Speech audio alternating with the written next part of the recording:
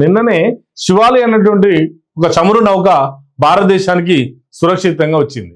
నిజంగా అక్కడ జరుగుతున్న యుద్ధంలో వేరే దేశాలకు ఇబ్బంది ఉందేమో కానీ భారతదేశ నౌకలకు ఇక్కడ రాయబారులు అక్కడతో జరుగుతున్న చర్చల నేపథ్యంలో చూసినట్లయితే నిన్న ఒక చమురు నౌక వచ్చింది. ఈరోజు నందాదేవి అన్నటువంటి చమురు నౌక వస్తున్నది.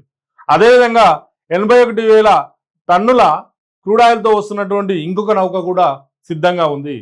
అర్ముజా జలసంధి దగ్గర 22 చమురు నౌకలు భారతీయ జెండాను పెట్టుకొని ఇక్కడ రావడానికి సిద్ధంగా ఉన్నాయి.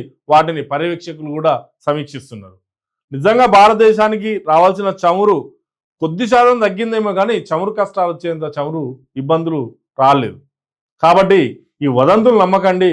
ఈ వదంతులు నమ్మితే దాని ద్వారా అందరూ ఆశ్చర్యానికి గురై ఒకేసారి అన్ని బుకింగ్స్ పెంచి ప్రభుత్వాన్ని ఒక గందరగోళాన్ని నెట్టడం జరుగుతుంది.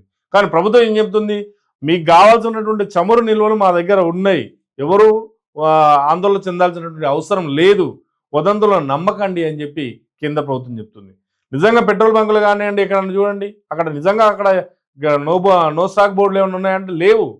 కానీ జనాల్లో ఉన్నటువంటి వదంతులు ఏవైతే ఉన్నాయో ఆ వదంతుల వల్ల అందరూ గందరగోళానికి గురై పెట్రోల్ బంకులలో కాడికి పోయి లైన్ కట్టడానికి ట్రై చేస్తున్నారు, లేదంటే బుకింగ్ల కాడికి వెళ్ళి అందరూ బుకింగ్ చేయడం మొదలు పెడుతున్నారు.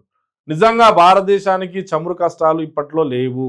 ఒకవేళ యుద్ధం అలానే కొనసాగితే, కొన్ని నెలల పాటు కొనసాగితే, అక్కడ అర్ముజా జలసంధి నుండి వచ్చేటువంటి చమురు నౌకలు భారతదేశం రావడానికి ఇబ్బంది అయితే అప్పుడు మనకు గ్యాస్ కష్టాలే కానీ, లేదంటే పెట్రోల్ కష్టాలే కానీ, డీజిల్ కష్టాలే కానీ మొదలవుతాయి.